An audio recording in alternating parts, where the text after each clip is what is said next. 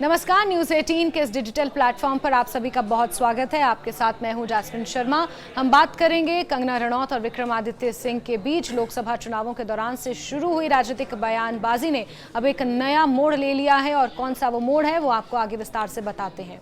हिमाचल प्रदेश में साल 2024 के लोकसभा चुनावों के बाद मंडी संसदीय सीट पर बीजेपी सांसद कंगना रनौत और कैबिनेट मंत्री विक्रमादित्य सिंह के बीच राजनीतिक बयानबाजी ने नया मोड़ लिया है। दोनों नेता एक बार फिर से एक दूसरे पर हमला करते हुए नजर आ रहे हैं और उनके बयानों ने प्रदेश के राजनीतिक माहौल को एक बार फिर से गरमा दिया है। कंगना रनौत ने विक्रमादित्य सिंह को राजा बाबू कहकर संबोधित किया, जबकि कांग्रेस पार्टी और उसके राष्ट्रीय नेता राहुल गांधी पर भी तीखे हमले कर रहे हैं। आगे इस वीडियो में हम बयानबाजी के विभिन्न पहलुओं को विस्तार से आपके सामने बताएंगे जो हाल ही के दिनों में कंगना रनौत और विक्रमादित्य सिंह के बीच देखने को मिले हैं। कंगना रनौत कांग्रेस पार्टी पर लगातार हमलावर हैं। अपने संसदीय सीट मंडी का आजकल वो दौरा कर रही हैं, जगह जगह जनसभाएं कर रही हैं। कंगना रनौत ने हाल ही में मंडी जिले के जोगिंदरनगर में एक जनसभा के दौरान कांग्रेस और उनके नेताओं पर तीखा हमला किया। उन्होंने कांग्रेस के राष्ट्रीय नेता राहुल गांधी को सोनिया का लाल कहकर तंज कसा। इसके बाद विक्रमादित्य सिंह पर भी कंगना ने निशाना साधते हुए कहा कि राजा बाबू का उपनाम उन्हें दिया। कंगना ने कहा कि विक्रमादित्य सिंह और राहुल गांधी दोनों ही अपनी मर्यादा भूल जाते हैं और अक्सर अनाप शनाप बयानबाजी करते रहते हैं। उन्होंने नसीहत दी कि नेताओं को इतना भी कीचड़ नहीं उछालना चाहिए कि वो अपने ही मर्यादा भूल जाएं।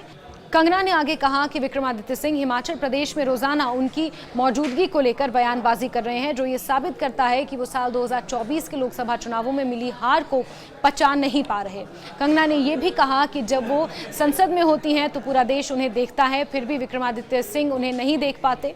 कंगना ने विक्रमादित्य सिंह को सलाह दी कि वो अफवाह फैलाने के बजाय अपनी इंसानियत को संभालें और अपने बयान सोच समझ कर दें। अपनी जगह है, ठीक है, उसमें इतना भी कीचड़ नहीं उछालना चाहिए, किसी पे इतनी भी द्वेष या ईर्ष्या नहीं रखनी चाहिए कि आप खुद ही अपनी जो है हर मर्यादा भूल जाए।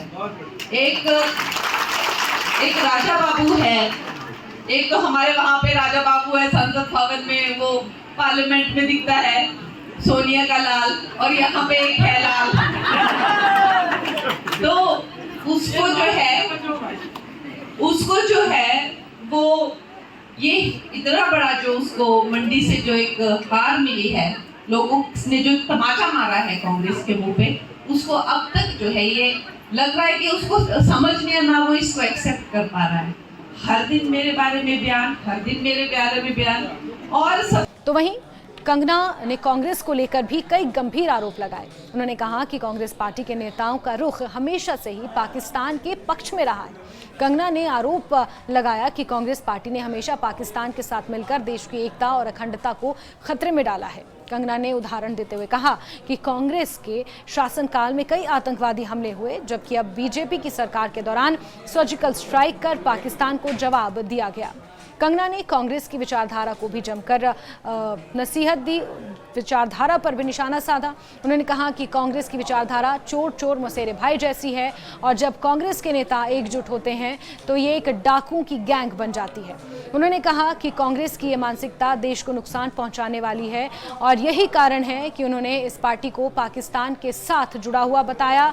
इस बयान से कंगना ने साफ तौर पर अपनी राजनीति को बीजेपी के पक्ष में मजबूत किया और कांग्रेस पर कड़ी प्रतिक्रिया दी। और आपको ये याद दिला दें कि इससे ठीक पहले कंगना रनौत ने विक्रमादित्य को अपनी मर्यादाओं में रहने की नसीहत दी थी, लेकिन अब कंगना रनौत जिस तरह से कांग्रेस पार्टी पर निशाना साध रही थी, चोर चोर मुसेरे भाई, चोर और मक्कार जैसे शब्दों का उन्होंने अपने संबोधन में, अपने खिताब में जिस तरह से इस्तेमाल किया है, कहीं ना कहीं कंगना रनौत की मर्यादा पर सवाल खड़े करता है। पाकिस्तान अटैक करता है, हम अटैक बैक नहीं कर सकते, हम डरे हुए हैं, डरा के रखा हुआ है, दबका के रखा हुआ है इन लोगों ने।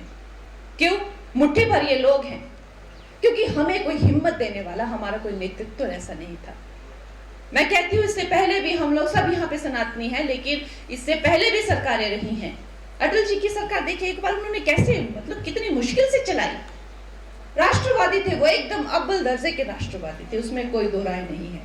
पार्लियामेंट पे हमले करा दिए, हर जगह टेररिस्ट अटैक, हर जगह जो है उन्होंने आतंक फैला दिया, क्योंकि ये मिले हुए हैं पाकिस्तान से। और आज देखिए हमारे जो नेतृत्व है उनका दम देखिए, वो ओपन सर्जिकल स्ट्राइक करते हैं और इनकी ऐसी बैंड बजा के रखिए कि देखिए पाकिस्तान अपना कभी मुंह नहीं खोल सकता। हम सनातनी संस्कृति से जुड़े हुए हैं और ये अंग्रेजों की भूली बिसरी औलादें यहाँ पे बची हुई हैं। ये है कांग्रेसियों की हकीकत। देखो जानते सब है, मुझे भी बोलते हैं कि भाई ये तो बता देती है, सबको पता है ये जो कांग्रेस है इनकी क्या विचारधारा है। आज हम लोग यहाँ पे अगर एकत्रित हुए हैं तो हमारी एक विचारधारा है जिसको आरएसएस आइडियोलॉजी कह लीजिए या राइट विंग आइडियोलॉजी कह लीजिए या सनातनी विचारधारा कह लीजिए, संस्कारी विचारधारा भी कह लीजिए। इनकी क्या विचारधारा है? इनकी विचारधारा है चोर चोर मौसेरे भाई, जहां ये मिले वहां तो चोर इकट्ठे हुए और डाकुओं की गैंग बन गई।